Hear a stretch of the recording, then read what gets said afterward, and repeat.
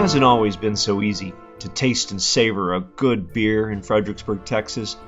There was a time it was against the law. But thanks to some good old German stubbornness, some local loyalty, and a bit of cleverness, Fredericksburg citizens managed to find their way through Prohibition. Prohibition lasted from 1920 to 1933, and it made producing, importing, transporting, or selling any alcoholic beverages illegal.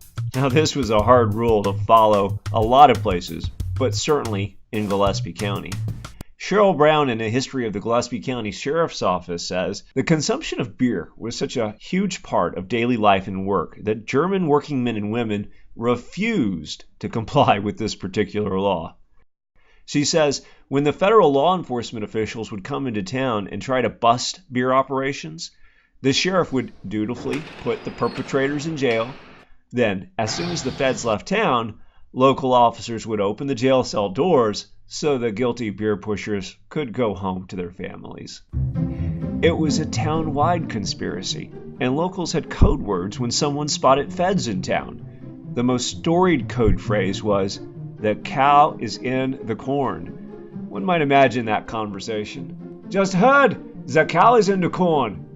"Really? Again? She was just in there last week." "Ah, the cows will ruin the corn."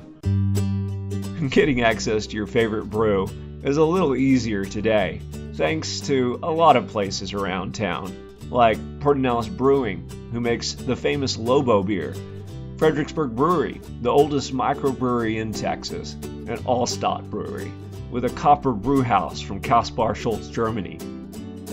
It's all just part of the story we tell every day at the Pioneer Museum.